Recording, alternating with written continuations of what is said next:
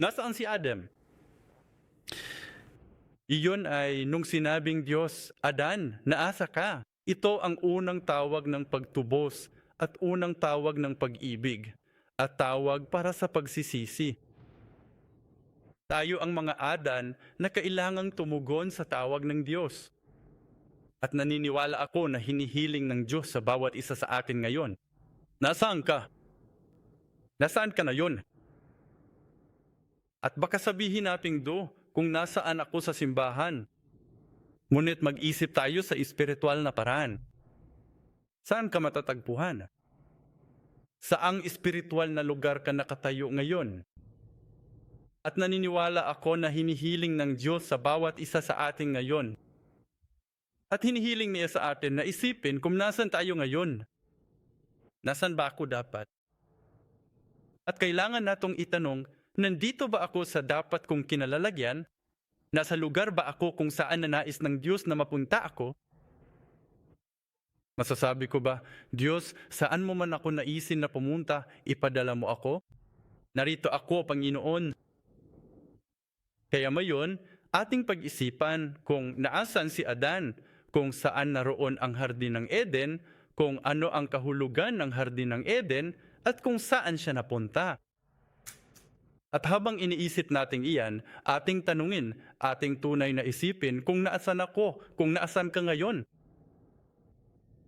At ibinatay ko ang pag-aaral at sermon na ito sa mga sermon ng nagtatag na pastor ni Reverend Abraham Park at sa mga nilalaman ng kanyang mga libro at gayon din sa mga gawa ng iba pang mga iskolar ng Biblia, pangunahin na si Dr. Lowen, John Walton, Gregory Beale at Gordon Tonvam. Isinulat ang Biblia, sa palagay ko nabanggit ko rin ito noong nakaraang linggo. Ang Biblia ay isinulat para sa atin, para sa ating kaligtasan at pagbabayad sala at para sa ating katubusan. Ito ay ibinigay sa mga Israelita noong sila ay nasa ilang.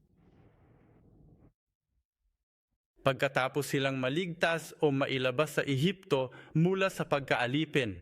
Kaya ang mga taong ito ay mga alipin sa Ehipto, tama ba? At sila ay dinala sa ilang. At magtataka sila, anong ginagawa natin dito? Nasaan ang ating layungin? Sino tayo? Sino ang Diyos ni Epor? Dahil dati silang naglilingkod sa maraming Diyos sa Ehipto. Sinong Diyos ito na umaakay sa atin, di umano, nang walang imahem? Alam mo, sa Ehipto, bawat Diyos ay may kung amon uri ng imahe o kung saan sila maaring pumunta. Ngunit, ang Diyos na ito, walang larawan, walang pinagmulan. Nagsasalita lamang siya sa pamamagitan ni Moises at Aaron na nagbibigay ng mga tagubilin kung saan sila dapat pumunta. At sa kanila, ibinigay ng Diyos ang Genesis na ito, ang unang 5 aklat, ang Pentateuch, ang Torah, ang Batas, sa pamamagitan ni Moises. Kaya kailangan nating pag-isipan kung bakit ibinigay ng Diyos ang Bibliang ito sa kanyang mga tao. At kailangan na itong intindihin iyon. Ang Bibliang ito ay ibinigay sa mga sinaunang Israelita na kagagaling lamang sa sinaunang Ehipto na naimpluwensyahan ng sinaunang kulturang Mesopotamian sa kanilang wika. Kapag natututo tayo ng isang wika, natututo rin tayo ng kanilang kultura. Ang wika ay naglaman ng kultura. At sa makatuwid, kapag sinusubukan nating magsalin mula sa isang wika patungo sa isa pa, kailangan nating kailangang matuto ang tagasalin o interpreter para maihatid iyon ng may parehong epekto ayon sa target na kultura. Kaya kailangan nitong isalin ang kultura mula sa isa patungo sa isa pa. Ang wika ay nagpapalagay ng kultura, kumikilos sa isang kultura at nagsisilbi sa isang kultura. At ito ay dinisenyo upang makipag-ugnayan sa loob ng balangkas ng kultura. Halimbawa, isipin natin ng isang salita, kagandahan. Ang salitang kagandahan ay maaring isalin, bigyang kahulugan at unawaon sa maraming iba't ibang paraan, depende sa kultura, sa kung anong yugto ng panahon ka nabuhay, depende sa kung sino ka, sa iyong pinagmulan, o sa kung ano sa tingin mo ay maganda. O to, Kaya ilang tao ang nakaupo rito? 50 katao? Marahil ay mayroon kayong 50 iba't ibang bersyon ng kahulugan ng kagandahan. Kahit na lahat tayo ay galing sa iisang panahon ngayon, malamang ay pareho tayong pinagmulan dahil iisa lang ang bansang tinipirhan natin dito.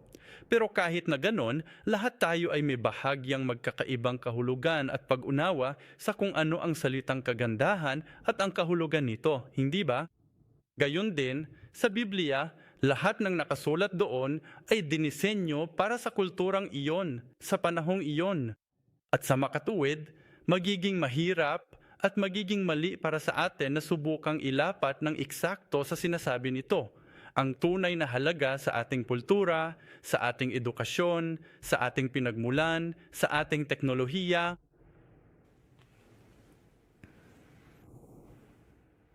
Gising ka pa ba? Kaya tatalakayin natin ang ilan.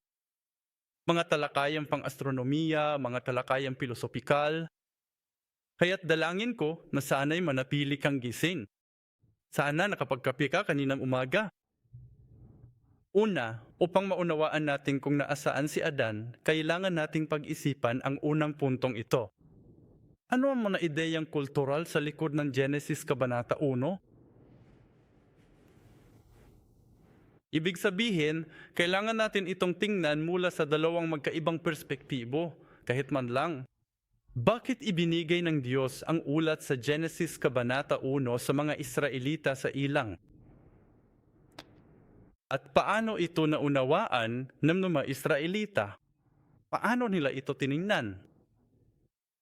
Sinusubukan ba ng Diyos na bigyan sila ng mas mahusay na pag-unawa sa agham at kosmolohiya sa pagsisimula ng pag-aaral ng pinagmulan?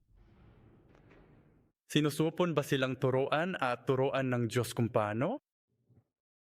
Ang kaayusang astronomikal, kung naasaan ang araw, ano ang kaugnayan ng daigdig sa araw, ang mga orbito, ang kalawakan, ang sansinukob. Iyan ba ang sinusubukang gawin ng Diyos? Sinusubukan ba ng Diyos na sa halip ay pag-usapan ang kasaysayan? Gaano nakatagal na ang daigdig noong nilikha ang mundo at lahat na? Kung may mga dinosaur man, wala. Kita nyo, ang kanilang pagkaunawa sa kosmos, hindi nila alam na ang mga bituin ay mga araw. Alam mo ba na ang mga bituin ay mga araw? Hindi. Kita mo, siguro hindi ka naman gaanong naiba sa kanila. Araw-araw ang mga bituin, di ba? Baliktarin mo, ang ating araw ay isa sa mga bituin. Ang mundo ay hindi isang bituin. Isa lang naman itong planeta na umiikot sa araw, di ba? Hindi nila alam na ang araw ay mas malayo pa pala kaysa sa buwan. Hindi nila alam na ang mundo ay bilog at umiikot sa araw. Hindi nila alam na ang buwan ay mas malayo na sa mga ibong lumilipad sa kalangitan. Ang konsepto nila sa kalangitan ay hindi isang singaw na atmosfera, ngunit inakala nilang ito ay isang mahirap, yung bagay na nakatakip dito. Okay? Yung tipong platong tanso. Akala na nila ang kalawakan ay ang langit na kanilang nakita. Ngunit, mahirap sapat na mahirap upang mapanatili ang mga tahanan ng mga Diyos sa itaas ng atmosfera. Sapat na mahirap upang mapigilan ang pagbagsak ng tubig sa itaas. Yan ang konsepto nila tungkol sa langit. Kaya naman, sinusubukan ba ng Diyos na muling turuan sila at i-update ang kanilang pag-unawa sa kung ano ang langit, kung ano ang hitsura ng lupa sa Genesis Kabanata 1? Sa tingin ko, hindi. Dahil ang mga salaysay ng 6 na araw na paglikha sa Genesis Kabanata 1 ay hindi sumusunod sa ang pag-unawa natin sa astronomiya at kosmolohiya.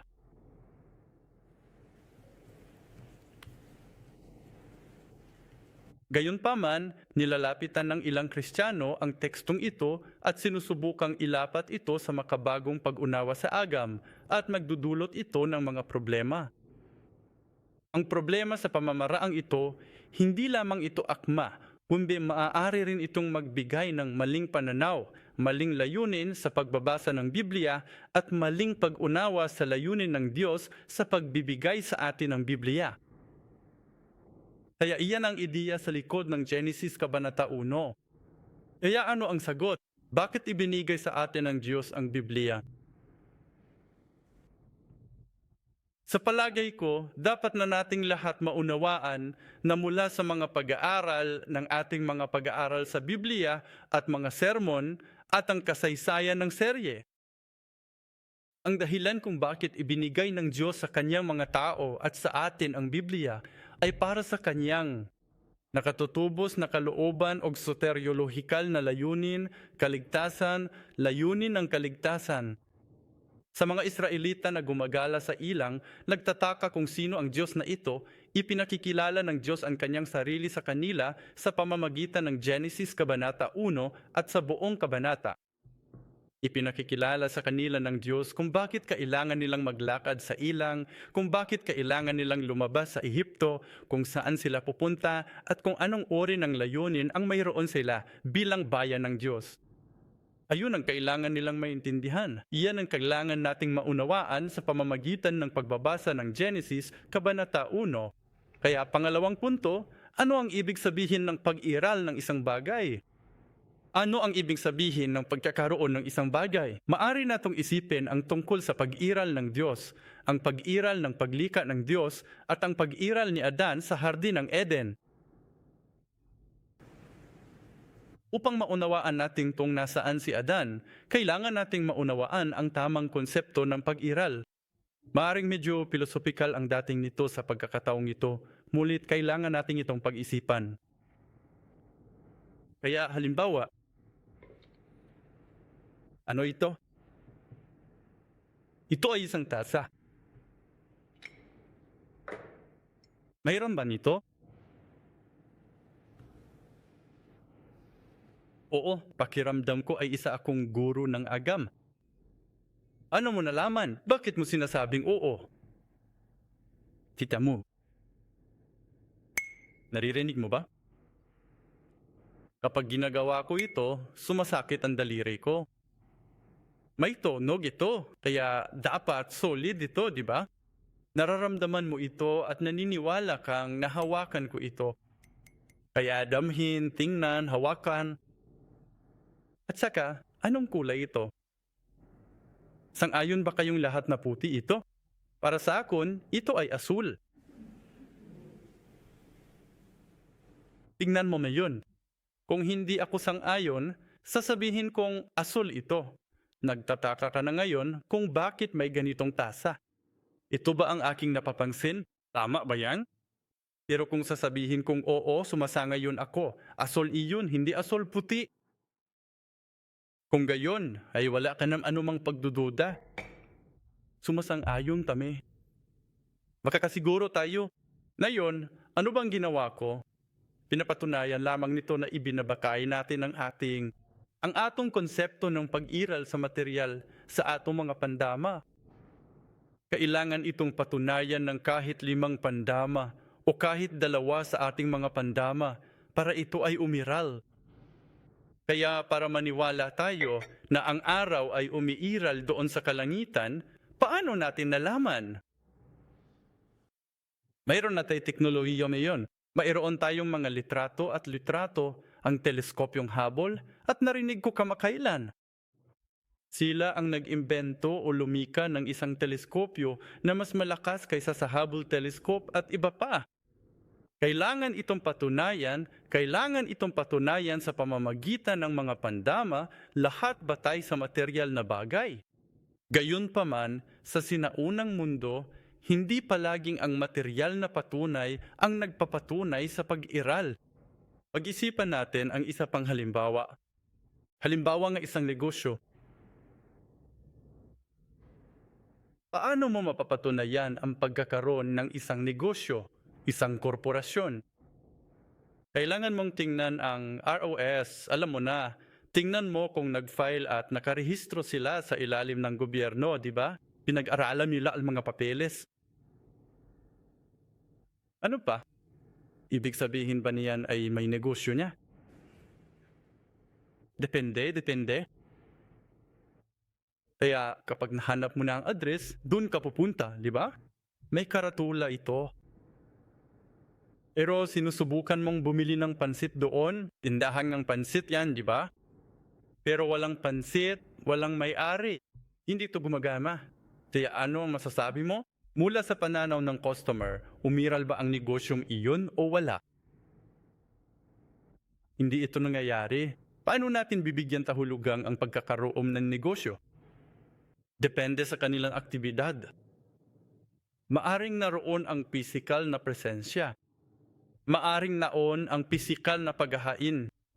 Pero para makapagsimulang negosyo, kailangan mong dumaan sa hindi ka naman kinakailangang gumagawa. Hindi ka naman nagbe-bake ng porselana o luwad. Hindi material na bagay ang ginagawa mo. Ito ay mas higit na isang proseso. Inutukoy mo ito sa pamamagitan ng tungkulin nito at kung ano ang nalilikha nito.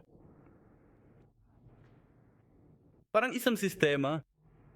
Kapag lumika ka, kapag gumawa ka ng sistema, hindi ka gumawa ng material na bagay. Inaayos mo mga bagay-bagay. At napakaraming scholar ang naniniwala na ang kwento ng paglikha, wag ninyo akong pagkakamalian, sinasabi ko ito mula pa sa simula, hindi namin isinasantabi o kaya ipagtanggi sa katotohanang nilikha ng Diyos ang material na mundo, gayon din ang buong sansinukob. Naniniwala ka naman dyan, iba? Nilikha ang Diyos ang lahat ng bagay. Gayon pa man, ang dahilan kung bakit natin pinag-uusapan ang layunin ng salaysay na ito ng Biblia ay talagang para sabihin sa atin ang mga detalye at ang talaan ng pisikal na nilikha ng Diyos o mayroon bang ibang layunin sa pagbibigay sa atin ng Bibliang ito, tama ba? At kaya, sa pagtingin sa pagkakasunod-sunod ng paglikha, bago tayo makarating sa kaayusan ng paglikha, ang pag-iral. Kaya naintindihan mo kung ano ang pag-iral na iyon. Ang pagkakaroon ng kaayusan ng Diyos, ang sistema. Nang sabihin ng Diyos ang lumikha at sinabi niya, mabuti, ano ang ibig sabihin noon? Mukhang maganda naman, maayos naman ang pagkakagawa ko, o kaya naman ay ayon sa pagkakasunod-sunod na gusto niyang makita. Maari nating pag-usapan ang tungkol sa ontological na perspektibo, epistemological. Naintindihan mo ba ang ontolohiya, epistemolohiya? Sa tingin ko ay naibahagi ko na ito dati, pero hindi kita masisi kung hindi mo maalala dahil English ma yan?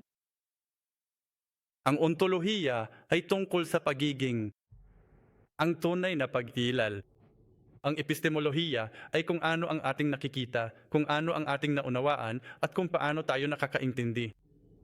Paano mo naintindihan na totoong umiral ang batang ito? Ito ang iyong pananaw, hindi ba? Hindi ko na ilalahad ang mga detalye. Ngunit, para sa mga Israelita, sa ilang, sinusubukan ba ng Diyos na patunayan ang material na paglikha, ang material na pinagmulan ng mga bagay, o kung ano ang mensaheng sinusubukang ibayan ng Diyos sa kanila? Ang Diyos ang sumulat ng mga salaysay na ito. Kung hindi nila patunayan ang agham o magsalita lamang tungkol sa material na pag-iral, kung hindi nila sasabihin sa atin ang salaysay ng simula ng mga bagay sa material na paraan, at kung hindi lamang ito sasabihin sa atin kung kailan at paano naganap ang material na paglikha, mayroon pa bang iba pang nais sabihin sa atin ng Diyos sa pamamagitan ng mga salaysay na ito? Sa sinaunang mundo, ang pinakamahalaga at makabuluhan sa kanilang pag-unawa sa pag-iral ay ang paraan ng paggana ng iba't ibang bahagi ng kosmos. Nung sinaunang panahon, naniniwala sila na ikaw ang Diyos, isang Diyos na may gawa ng lahat ng bagay. Diyos sa likod ng araw, Diyos sa likod ng mga bituin, Diyos na kumokontrol sa mga ilog, Diyos na nagpapalago ng mga pananim. Kaya ang kanilang interes ay, ano ang Diyos sa likod ng lahat ng ito? Aling Diyos?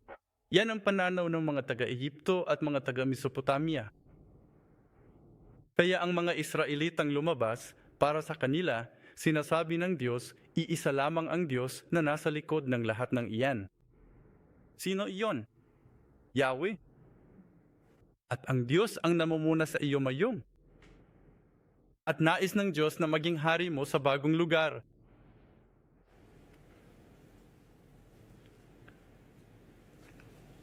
Paano natin malalaman ito? Nariyan ang mga sinaunang teksto mula sa malapit na silangan at gayon din ang Biblia. Hindi ako mag-aksaya ng masyadong oras sa pagsubok na patunayan iyan. Umasa at naniniwalang naintindihan mo ito. Kaya pupunta tayo sa susunod na punto, ang ikatulong punto. Ano ang kanilang pagkaunawa sa paglikha? Ano ang ibig sabihin ng lumikha? Nilikha ng Diyos, itinanim ng Diyos ang hardin, nilikha ng Diyos ang buong sansinukob, at pagkatapos ay nilikha ng Diyos si Adan at inilagay siya sa hardin ng Eden. Doon siya naroon, at iyon ang sagot. Ngunit ang salitang lumikha sa Genesis 1 talata 1 ay bara paglikha. Kilala natin ito bilang ex nihilo creation, ibig sabihin ay nilikha mula sa wala. Ito ay wala at nilikha. Ngunit ano nga ba ang eksaktong kahulugan ito sa kontekstong ito? Kung ang pag-iral ay binibigyang kahulugan sa mga material na termino, ang paglikha ay dapat na isang paglikha ng mga material na anyo. Masyado ba itong mahirap? Kung ang pag-iral ay binibigyang kahulugan lamang ng material na bagay, kung gayon, ang paglikha ay siyang lumilika ng material na bagay na ito. Kung ang pag-iral ay binibigyang kahulugan ng tungkulin, ang paglikha ay isang aktibidad na nagbibigay tungkulin. Kung ang pag-iral ay binibigyang kahulugan ng pagtubos, kung gayon, ang paglikha ay isang gawaing tumutubos.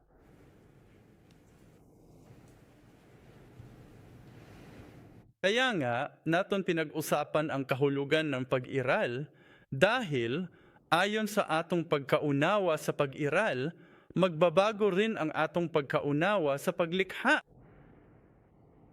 Busa, ang ebidensya sa daang tugon ug ang mga karaan nga teksto sa duol nga sidlakan nagpakita nga ang talang paglikha ay hindi lamang isang material na paglikha. Naniniwala kami na ang Diyos at ang Diyos na ang lumikha ng lahat ng bagay ang buong sansinukob. Ngunit, hindi komprehensibong tinatalakay ng ulat ang lahat ng nilikha ng Diyos. Tingnan ang Genesis kabanata na 1. Hindi gaanong marami ang sakop lang 6 na araw na paglikha. Sumasang ayon sa ba? Wala rin ito sa lohikal na pagkakasunod-sunod. Sa unang araw, sa Genesis, Kabanata 1, Talata 3, nilikha ng Diyos ang liwanag. Apan sa ika-4 nga adlaw, gihimo sa Diyos ang adlaw. Hay man ang kahayag sa unang araw na nanggalim. Diyos ba ang unang lumika ng kuryente? Sa pingin ko, hindi. At pagkatapos, kalaunan, sa pamamagitan ni Juan, sinabi ng Diyos, sa pasimula ay ang salita ay kasama ng Diyos, at ang salita ay Diyos, at ang salita ang ilaw ng sangkatauhan. Hindi ito tungkol sa sikat ng araw, natural na liwanag, liwanag ng buwan, o ilaw na di kuryente. Kaya nagbibigay ito ng bagong kahulugan sa kung ano ang liwanag. At kung maari mong buksan ang Genesis 1.2, ano? Sinasabi ba nito, kita nyo, ang unang araw ng paglikha ay nagsimula sa Genesis 1-4. Iyan ang unang bagay na nilikhang Diyos, ayon sa salaysay na ito. Sinabing Diyos, magkaroon ng liwanag bago pa man magkaroon ng anumang bagay. Pero pagkatapos ng Genesis 1.2, bago iyon, ano ang sinabi ng Diyos? Ano ang sinasabi ng Biblia? Ang mundo ay walang anyo. Kaya bago ang unang araw ng paglikha, umiral na ang daigdig, hindi ba? Kitaan mo, Hindi lohikal ang pagkakasunod-sunod para sa atin kung titingnan natin ito bilang isang materyal na salaysay ng paglikha. Ang mundo ay walang anyo, walang laman at madilim, tama ba? Siyempre, sinasabi sa Genesis, Kabanata 1, Talata 1, nang pasimula, nilikha ng Diyos ang langit at ang lupa. Sige, ibig bang sabihin niyan ay nilikha ng Diyos ang langit at ang lupa at pagkatapos ay nilikha ang araw ng mas huli pa? Kahit iyon ay wala ring katuturan, di ba?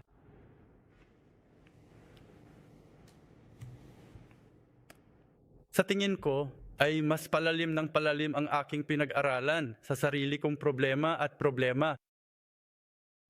Kaya ang layunin ng mapantubos na kasaysayan at ang soteryolohikal na layunin ng Biblia.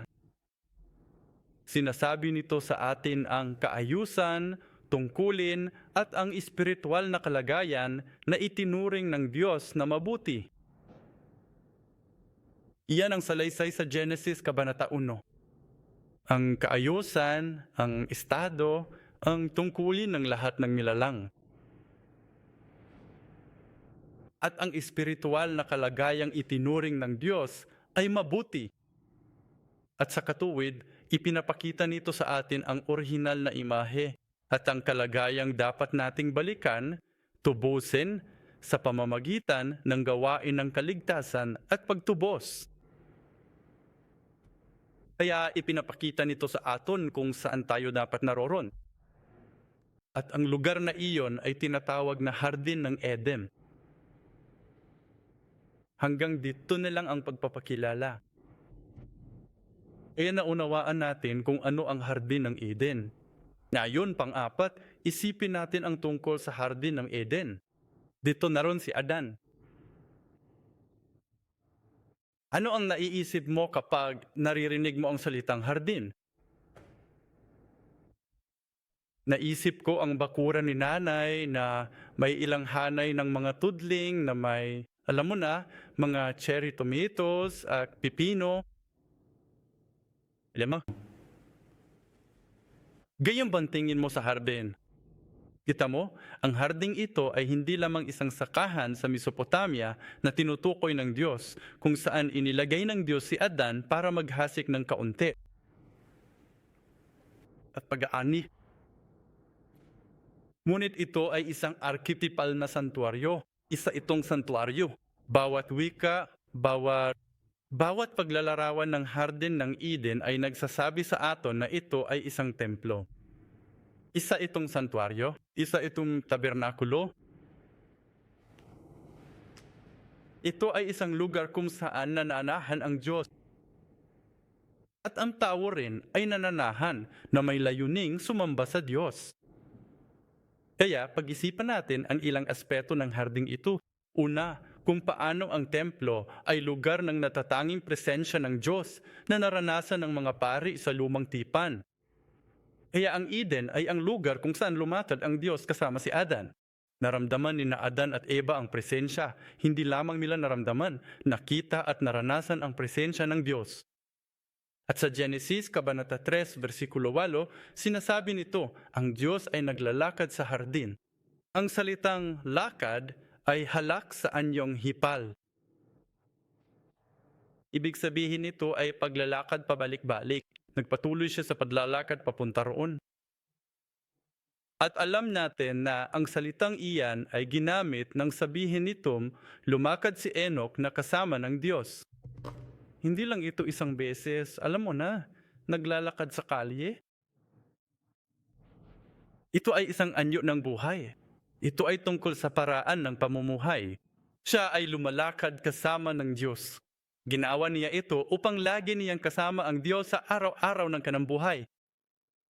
Kaya naaroon ang presensya ng Diyos. Ang Diyos ay naninirahan doon. Iyan ang ibig sabihin nito. At ang salitang ito ay ginamit sa lumang tipan kapag binabanggit nito ang presensya ng Diyos sa templo. Levitico 26.12, Deuteronomio 23.14, 2 Samuel 7.6-7, Ezekiel 28.14. Kapag sinabing ang Diyos, ito ay nagsasalita tungkol sa presensya ng Diyos doon. Ginagamit nito ang salitang naglalakad siya roon. Saan? Sa tabernakulo at sa templo. Pangalawa, si Adan ay inilalarawan bilang isang pari kaugnay ng gawaing ibinigay sa kanya. At ilang beses ko na itong ibinahagi. Ang mga salitang nababasa natin sa Genesis, Kabanata 2, talata 15, inilagay siya ng Diyos sa hardin upang gawin ang dalawang bagay. Sa English, ang aking version, sinasabing linangin at panatilihin. Ang ibig sabihin nito ay magtrabaho at magbantay at magbantay. Sina Abad at Shamar. At lalo na kapag ang dalawang salitang ito ay ginamit ng magkasama. Kung minsan ay hindi ang mga ito ginamit ng magkasama at pareho ang ibig sabihin. Ngunit, lalo na kapag ginamit ang mga ito ng magkasama sa lumang tipan, kadalasan itong tumutukoy sa kung ano ang dapat gawin ng mga saserdote sa templo o sa tabernakulo. Bilang sanggunian, tingnan ang mga bilang Kabanata 3, mga talata 7 at 8. Mga bilang Kabanata 8, mga talata 25 at 26. Mga bilang Kabanata 18, mga bersikulo 5 at 6. Isa Kronika 23, bersikulo 32. Ezekiel 44, bersikulo 14, bilang referensya rin, Ezekiel 28, bersikulo 13, binanggit nito kung paano si Adan ay parang isang saserdote na nakasuot ng damit saserdote. Kaya ang ginagawa ng mga saserdote sa templo o sa tabernakulo, tawag nila rito, ay naglinlingkod sila sa Panginoon. Ang salitang yan, maglingkod, ay masama at dapat nilang panatilihin, siguraduhin mapanatili. Lahat ng bagay sa templo ay maayos na napreserba. At sa lugar kung saan nais ng Diyos na sila ay mapunta, sa isang kalagayan kung saan nais ng Diyos na makita sila. At para kay Shamar, iyon. At iyon ay isang gawaing ibinigay sa atin, ang paglingkuran siya at tiyaking nasa maayos ang lahat sa espiritual at pisikal na aspeto. Pangatlo, may mga kerubin o mga kerubin na inilagay sa hardin upang bantayan ang puno ng buhay. Sa templo, makikita mo ang burda sa disenyo ng mga kerubin sa belo at gayon din ang mga kerubin. Salamat. Dalawang kerubin na magkaharap sa ibabaw ng kaba ng tipan. Sa pinakamalalim, sa gitna, sa pinakamahalagang lugar. Exodo, Kabanata 25, mga bersikulo 18 hanggang 22.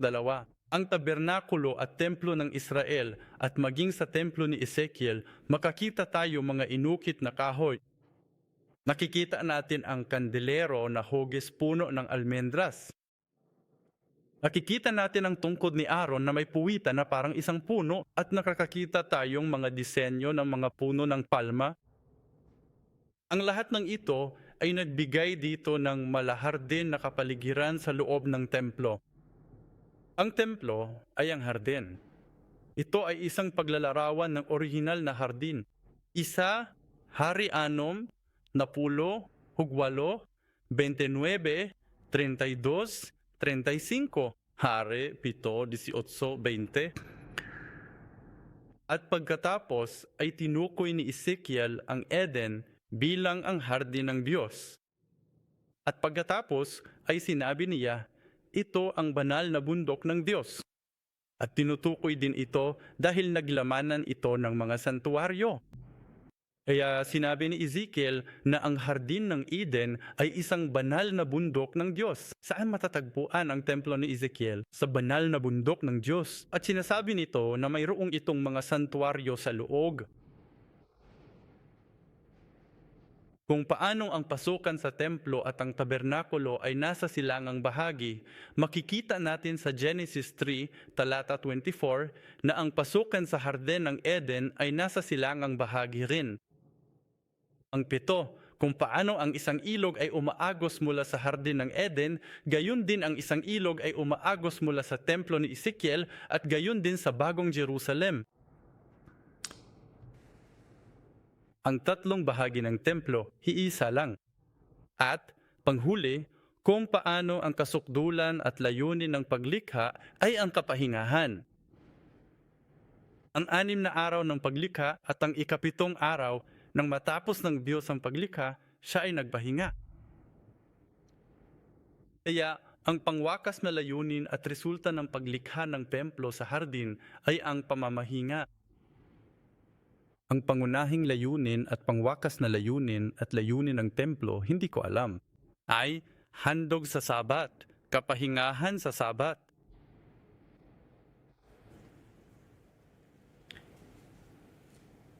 Kaya ang hardin ng Eden at ang templo, ang layunin ay kapahingahan. May dalawang salitang Hebreo na ang ibig sabihin ay pahinga. Una ay ang Shabbat na binibigkas natin bilang Sabat. Pangalawa ay Nutra na binibigkas natin bilang Nue. Ayon sa pagkaunawa ng mga Hudyo, ang Shabbat ay transisyon tulad ng isang sasakyan, paraan. Ang pangwakas na layunin ay Siloe. Ito ang layunin. Kaya sinabi ng Diyos sa mga Israelita nung nakikipaglaban sila sa mga Kananeo upang sakupin ang lupain, nung nakikipaglaban sila sa mga kaaway, ipinangako sa kanila ng Diyos, bibigyan kita ng kapahingahan mula sa iyong mga kaaway. Sa tingin mo, anong salita ang ginamit ng Diyos para sabon iyan? Bibigyan kitang kapahingahan mula sa iyong mga kaaway. Shabak o Noy? Sabi niya, bibigyan kitang nongat mula sa mga kaaway. Hindi ibig sabihin niyan, sige, matatalo mo ang mga kalaban at maidlip ka. Magkakaroon ka ng mahimbing na tulog. O di ka nang mag-staycation? O di ka namang magbakasyon? Hindi ibig sabihin na ang nuwak ay nangangahulugang kaaway, ang mga mananakop ay natalo ng Diyos. Sa prosesong Shabbat, ibinibigay ang nuwatch. At ang stadong iyon ng nuwatch ay ang pagtatamasa ng kapayapaan ng Diyos, Shalom. At ang salitang Shalom ay maaaring isalin at bigyang kahulugan bilang sinira at winasak ng Panginoon. Lahat ng mga kaaway. Kaya ito ay isang kalagayan ng Panginoong Diyos na nakaupo sa kanyang trono, namumuno sa kanyang kaharian, sa kanyang nasasakupan, nang walang anumang pagsalakay ng away. Iyan ang tinatawag na pahinga. At iyan ang ipinagdarasal ni Lamek ng pangalanan niya ang kaniyang anak na si Noe. Sama sa Deuteronomio usa duha, usa wala, miingon ng Dios, hatagan kag pahuway gikan sa imong mga kaaway. Talata 13 at Josue, Kabanata 21, Talata 44, 2 Samuel, Kabanata 7, Talata 1, 1 Hari, Kabanata 5, Talata 4. Ang sinasabi niya, ang tinutukoy niya ay ang pagkamit ng isang estado ng kaayusan ayon sa kalooban ng Diyos at mga katulad nito. Pahinga ang layunin. Para sa atong lahat, iyan ang uri ng pahinga na hinahanap natin. At ang ibig sabihin ng pahinga ay aray. Gagawin ng Diyos ang lugar na iyon na kanyang tirahan at itatayo niya roon ng kanyang trono at siya'y uupo sa tronong iyon at ito'y mapapasailalim sa kanyang paghahari. Awit 132, talata 7 at 8. Sinasabi nito na ang templo ay kinikilala nito ang templo kapwa bilang tahanan ng Diyos at bilang kanyang pahingahan. Sa awit 132, talata 14, tinutukoy ang dakong pahingangan ito bilang ang lugar kung saan siya nakaupo sa trono. Kaya ang tahanan ng Diyos, ang pahingahan ng Diyos, at ang trono ng Diyos. Gising pa, naintindihan mo? At pagkatapos, matapos ibigay ni Ezekiel ang ulat tungkol sa templo, ang paglalarawan ng templo, sa gitna ng paglalarawang iyon ng templo, Mula Kabanata 40 hanggang 48, haniya. Sa Kabanata 43, talata 7, sinasabi, "Anak ng tao, ito ang dako ng aking trono at ang dako ng mga talampakan ng aking mga paa. Dito ako maninirahan kasama ng mga Israelita magpakailanman." Ito ang kaniyang tirahan, trono niya yon. Iyon ang kaniyang pahingaan, ang templo. Taos puso kong idinadalangin na ang simbahan ng Zion ay maging ang lugar ni Noe, na ang inyong mga tahanan ay maging lugar kung saan magpapahinga ang Diyos ay luluklok sa trono at ang Diyos ay gagawa ng tirahan. Kung gayon, ano ang gawain ni Adan? Sinabi ng Diyos kay Adan, "Magpakarami ka at supilin, maghari ka." Ano ang ibig sabihin na yan? Palawakin ng mga hangganam. Ang pagbagsak na ato iyon sa ilalim ng paghahari ng Diyos habang ang Diyos ay nakaupo sa trono. Iyan ang gawain ni Adan. Dapat sana ay supilin niya ang mga ito. Ngunit anong nangyari? Napasuko siya. Dapat sana'y palawakin niya ang kaharian ng Diyos. Ngunit ngayon, pagkatapos ng pagbagsak, pinalalawak niya ang sakop ng kasalanan. At doon, tinatanong ng Diyos si Adan, "Nasaan ka? Ano ang ginagawa mo? Aling-aling mga hangganan? Aling mga hangganan ka? Saan ka nabilang?" Kaya, bilang huling punto, isipin natin ang kalagayan ni Adan pagkatapos ng pagkakasala.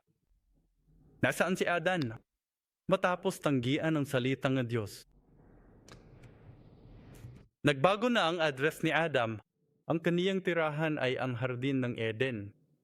Nagbago na ang address niya. Handa ka na bang isulat ang bagong address? Ang address ni Adam, mayroon siyang 2 address. Bibigyan kitang isa, mga taga-Roma, Kabanata 1, mga talata 20 hanggang 27. Basahin ko ito ng mabilis para sa iyo. Kahit na ilang beses na natong itong nabasa noong nakaraang taon. Basahon ko kini. Hunahunaon nato, unsay nahitabo. Sukad sa pagbuhat sa kalibutan, ang iyang dili makita nga hiyas, gahom, o pagkadiyos, tinawong makita pinaagi sa iyang binuhat. Busa, wala sila'y rason. Sapagkat kahit kilala nila ang Diyos, hindi nila siya pinarangalan bilang Diyos ni nagpasalamat. Sa halip, sila ay naging walang kabuluhan sa kanilang mga haka-haka at ang kanilang hangal na puso ay nagdilim. Sa kanilang pag-aangkin na sila'y marurunong, sila'y naging mga mangmang at ipinagpalit ang kaluwalhatian ng Diyos na walang kasiraan na isang larawan na nasa anyong may kasiraan. Mga lalaki, og mga langgam, mananap, og mga mananap na mukamang. Giilisan nila ang ilang dagway og pagkatao. Kaya naman, hinayaan sila ng Diyos na mapahamak ayon sa mga kahalayan ng kanilang mga puso upang ang kanilang mga katawan ay madungisan sa gitna nila. Sapagkat pinalitan nila ang katotohanan ng Diyos ng kasinungalingan at sinamba at pinaglingkuran ang nilalang na siyang pinupuri magpakailanman. Amen. Dahil dito, ibinigay sila ng Diyos sa mga kahalayan sapagkat pinalitan ng kanilang mga babae ang likas na pagnanasa para sa mga bagay na hindi natural. At sa gayon ding paraan, tinalikuran ng mga lalaki ang likas na tungkulin ng mga babae at nag-alab sa kanilang pagnanasa ang isa't isa. Ang mga lalaki sa mga lalaki ay gumagawa ng mga kahalayan at tinatanggap sa kanilang sarili ang nararapat na kabayaran ng kanilang pagkakamali. Anong resulta? Resultang mga bagay na hindi natural. Resulta. Pagsuway, idolatriya at pangamalunya. Ikalawang talumpati, Ikalawang Korinto, Kabanata 12, mga talata 20 at 21. Sapagkat ako'y natatakot, baka pagpariyan ko ay masumpungan ko kayong hindi ayon sa aking nais, at masumpungan ninyo akong hindi ayon sa inyong nais. Na ay baka magkaroon ng alitan, paninibuho, pagkagalit, pagtatalo, panimirang puri, tsismis, kayabangan, at kaguluhan. At kalaunan, sabi nito, at hindi nagsisi sa karumihan, kahalayan at kalibugan na kanilang ginawa.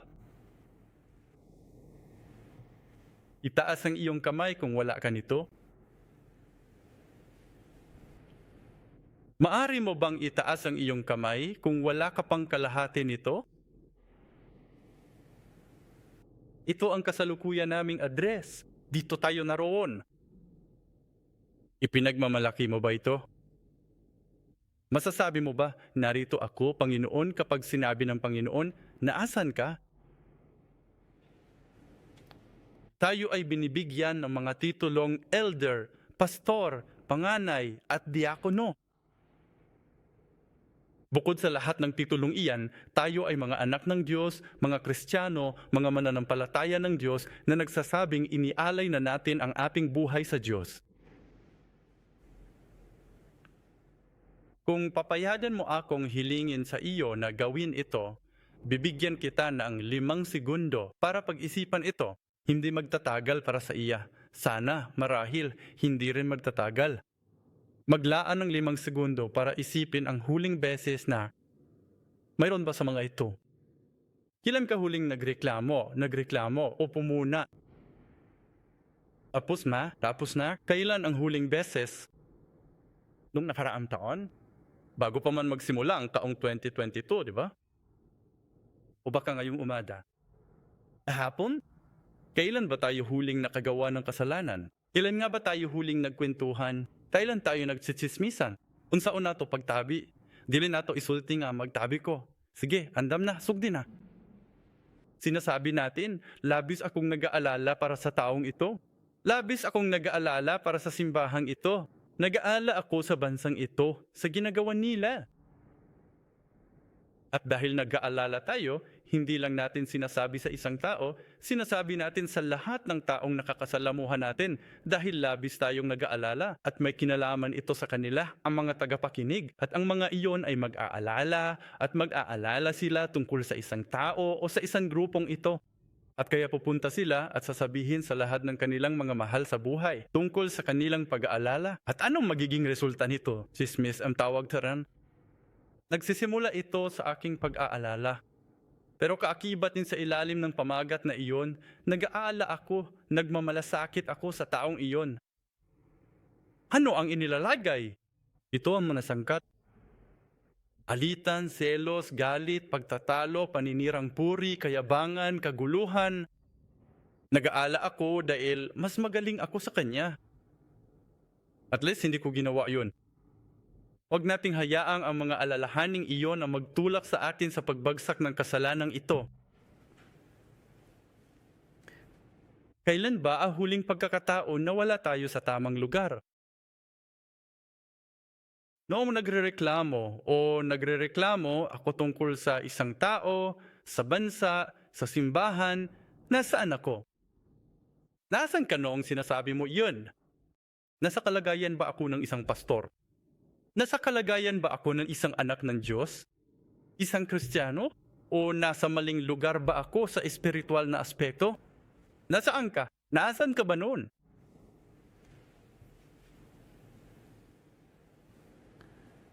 Natapusan ko na, kahit medyo huli na. Magtatapos ako sa isang patotoo na narinig ko kahapon. Pero isipin natin kung naasan tayo ngayon. Naasan tayo? At iyon ay natutukoy sa ating sinasabi at ginagawa. Kung paano natin nakita ang mga bagay-bagay. Naasan ka, Adam? Ang Diyos ay hindi lamang nagtataka at nagtatanong. Hindi naman dahil hindi niya alam. Sinasabi niya sa atin, gumising na tayo. Unawain kung saan ka dapat naroon. Kapag nasa ibang lugar ka habang nagsasamba, kailangan nating matutunang tanungin ang ating mga sarili, naasan ako? Ano ba ang ginagawa ko? Nasaan ba ako dapat? Ang patuto? Isang bata? Doktor medikal.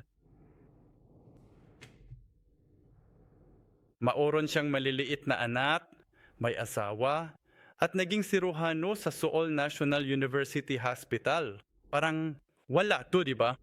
Ang pinakamahusay, halos ang pinakamahusay na hospital sa Korea. Isa siyang siruhano. Ang kanyang major ay pagtransplant ng atay. Ngunit sa panahon ng kanyang paninirahan at pag-aaral, nakatanggap siya ng biyaya at tinanggap si Kristo sa kanyang puso at inialay ang kanyang buhay sa kanya. Hindi ito ganong kadali. Dahil alam mo, ang mga sirohano, hindi lahat ng sirohano ay Kristiyano. At ang kanilang mga pribadong buhay ay hindi gaano, alam mo, kadalisayan. Ganon, sabi niya. Naniniwala siyang gusto ng Diyos na makapasok siya sa departamentong iyon. At kalaunan, habang siya ay nananalangin at sumasamba, naramdaman niya na parang kinakausap siya ng Panginoon sa kanyang puso, na kailangan niyang maging isang misyonero, isang misyonerong medikal. At siya nagtatangka, baka katang-isip ko lang yan. Ngunit, pagkatapos ay lumapit sa kanya ang kanyang asawa at sinabing, sa aking panalangin, naramdaman kong inaakay tayo ng Diyos upang maging mga misyonero. Kaya nagsimula silang manalangin ng ilang buwan. Diyos, kung nais mo kaming maging mga misyonero, sabihin mo po sa amin kung saan kami dapat pumunta. At pagkatapos ay nakahanap sila ng pagkakataon para sa Ethiopia. Kaya pumunta sila sa Ethiopia at napagtanto nilang kulang ang kuryente. Napuputol ang kuryente ng walang babala sa maghapon. Hindi planado o alam mo na, hindi tiyak ang tagal at pagkatapos ay may pumipigil sa tubig. Paminsan-minsan sa, alam mo na, doktor na iyon, ang pinakamahusay na ospital sa Korea. Pwede naman sana siyang nakaayos ng kinabukasan niya, pwede sana siyang mamuhay ng komportable at marangya kung gugustuhin niya. At maari sanang gawin ang gawain ng Diyos doon. Ngunit kahit papaano, inakay siya ng Diyos patungong Ethiopia kung saan hindi siya binabayaran. Gumagawa siya ng mga misyon at nagkasakit siya ng malarya, malalang kaso ng malarya, muntik ng mamatay pero nakaligtas siya. At pagkatapos ng ilang taon, nasuri siya ang may isa pang sakit na tinatawag na Parkinson's disease. Aniya, pakiramdam niya ay ginuguho siyang langit. Ilang araw silang umiyak ng asawa niya. Inatanong sila ng kaniyang mga magulang at iba pa niyang mga kamag-anak, bakit? Anong ginagawa mo dyan? Bakit ka pumunta roon? Hindi yan ang lugar mo. Nandito ka sa Dira, sa Korea. Ano ang ginagawa mo? Nagkasakit ka, malamang dahil pumunta ka roon. Kaya maraming beses din niyang tinanong ang Diyos, bakit? Bakit nangyayari ito sa akin? Diyos ko, hindi ba't sinubukan kitang pagyungkuran? Isinuko ko ang lahat at nagtungo sa Ethiopia. Pagdaanan mo lahat ng paghihirap na iyan. Ipinag-aral ko ang mga anak ko. Kaya ko sanang ipinasok ang mga ito sa pinakamagandang paaralan sa Korea. Pero ngayon, hindi na sila nakatakuha ang maayos na edukasyon. Pero kahit na ganon, pumunta pa rin kami doon. At Diyos ko, ano ito? May nagawa ba akong mahi? Nasa maling lugar ba ako? Kaya gumugol siya ng ilang buwan. Umiyak, nananalang at humihingi ng tawad sa Diyos. At isang araw, pumunta siya sa isang parke noong maghapon. Nagdarasal siya sa Diyos at nagsimula ng bumuhos ang isang malakas na ulan at gusto niyang subukang bumalik sa bahay. Pero hindi niya kaya at nakakita siya ng isang malaking puno at siya'y lumusong sa ilalim at nakahanap ng masisilungan. At ayun, nananalangin na naman siya habang lumuluha. At sa kaniya naramdaman na parang sinasabi ng Panginoon, hindi mo kailangang umuwi dahil lang may shower. Ang ulan, lilipas din ang ulan. Sa kanya napagtanto na hindi lang pala ito tungkol sa ulan na ito. Lipas din ang paghihirap nito.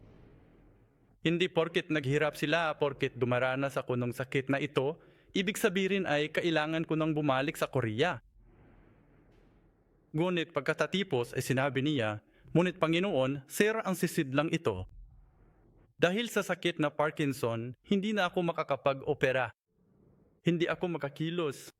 Gamit pa ang mga kakayahan ko. Sira ang sisidlang ito. Wala akong madala para sa iyo. Wala akong magawa para sa iyo. Hindi ito ang lugar ko. At pagkatapos ay natanggap niya ang sagot sa ibang araw. Nung nasa simbahan siya, may nagbibigay ng handog, papuri. At ang taong nagbibigay ng papuri sa handog ay nagsabi ng isang bagay noon. Nagsimula siyang kumanta. Sabi niya, ang ating handog ay barang 2 maliliit na barya na ibinigay ng isang balo. Hindi ito ang kaya nating ibigay. Ito ay ang katotohanang ibinibagay natin ang ating mga sarili sa Panginoon. At ayun nga, umiiyak lang siya sa serbisyo. Ugunya, naalala niya sa puso. Halos parang ang Panginoon na nagsasabing, durog ka at kaya ako namatay para sa imo. Hindi ito tungkol sa kung ano ang maari mong ilagay sa iyong sisidlan. Ito ang katotohanang ibinigay mo ang iyong sarili sa akon. Natanggap na kita at magamit pa rin kita. Mula noon, nakahanap siya ng kapayapaan sa kanyang puso. Aniya, kahit bago pa siya magkasakit, hindi pa siya nakaranas ng ganung kapayapaan. Natagpuan niya ang kapayapaan dahil siya ay nakumpirma na. Alam niya, dito ko dapat pumwesto. Inatanong tayo, Diyos, naasan ka? Hindi ibig sabihin nito sa isang marangyang lugar, sa isang lugar kung saan hindi ka nagkakasakit. Kahit na may mga kahirapan at kapihatian, kapag napagtanto natin na dito sa lugar kung saan nais ng Panginoon na ako ay mapunta, doon natin matatagpuan ang kapayapaan.